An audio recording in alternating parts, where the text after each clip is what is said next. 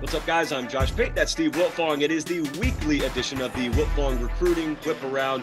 Steve, we got a lot of people who watch this. Obviously, some are hardcore recruiting fans and may already have a sense of what's coming. Many more are casual recruiting fans. They want to check team rankings, and then they really dial it in when signing days are approaching.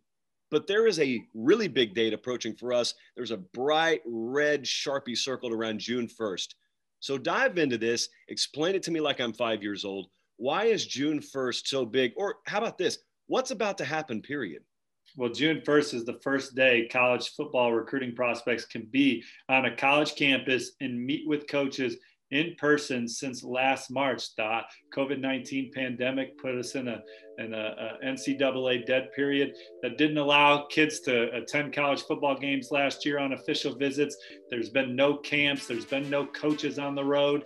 But June 1, kids, a big part of their recruiting process, what they thought recruiting was supposed to be when their turn came, was going to campuses and visiting and meeting with players, meeting with coaches, maybe even getting wined and dined, some surf and turf on official visits.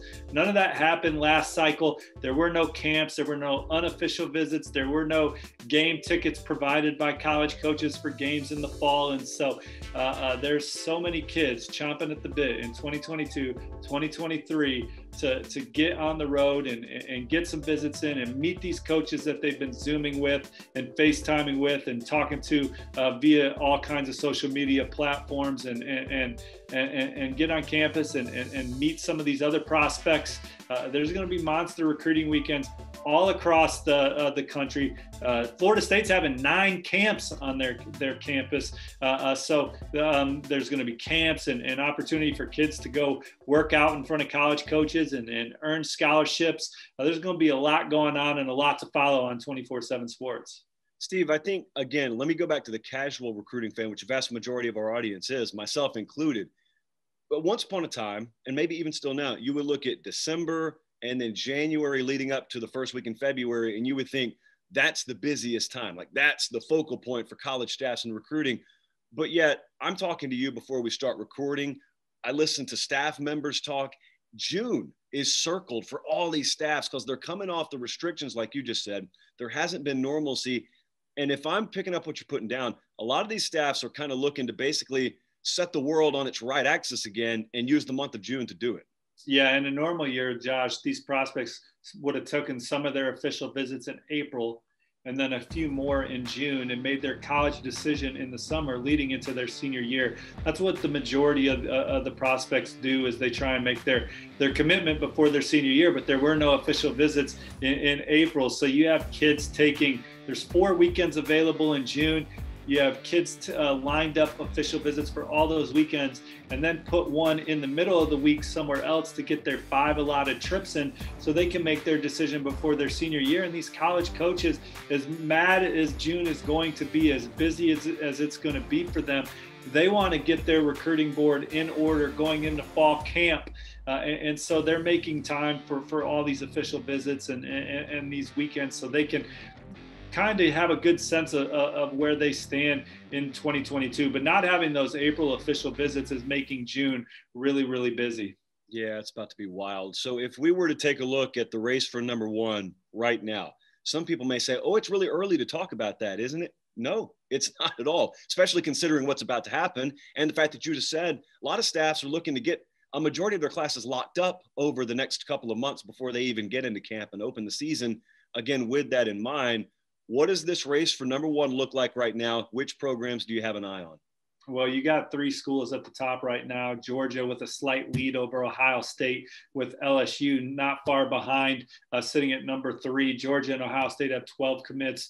LSU has 13. Notre Dame is at number 4, a top 10 class for Brian Kelly and his staff last year. They're looking for maybe a top 5 one this cycle. Oklahoma's at number 5 right now. But when you look at the average ranking per commit, they're in the top 3 there. with a 93.16. They have 9 commits, and so big recruiting weekends. Ohio State coming out hard on June 4th with a ton of blue chippers coming in that weekend. You got Quinn Ewers, the number 1 player in the country, the jewel of their class, but the number 1 offensive tackle in the country. Zach Rice is on the list, 5-star defensive end. Amari Abor coming in that weekend as well. Zion Branch, a safety from Las Vegas.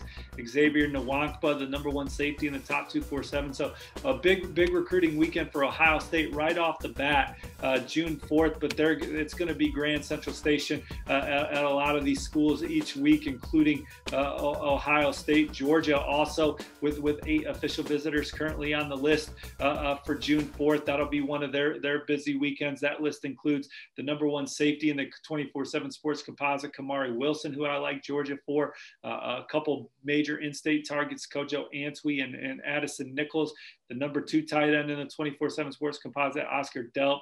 Branson Robinson, who I crystal balled to Georgia yesterday, he may be the most coveted running back in SEC circles. Denied Dennis Sutton. That's an Alabama, Georgia, Penn State battle. Georgia's swinging hard for him as they look for more help on the edge. For LSU, man, their run for number 1, Josh, is going to be basically predicated on how much they own the state, and none of the in-state guys are on the list for official visits this month for them, but they're already off and running in state with Walker Howard and Will Campbell and Jacoby Matthews committed. All 3 5-stars from home are in the fold for Ed Orgeron and company. Shaz Preston, Lavian Moss, Kendrick Law, Jamon Tapp, Trevante Citizen, Emory Jones, Quincy Wiggins, who they loved, Sean Washington, Austin Osborne. These are all in-state 4-stars. There's 18 4-stars in-state. So if LSU can clean up in-state land, 15, 16 of those guys, they'll be in the mix for number 1 as well. Keep it locked on 247sports.com for all the latest. Going to be a busy summer and an extra busy June. Steve Wiltfong on top of it all. Sir, I will see you next week.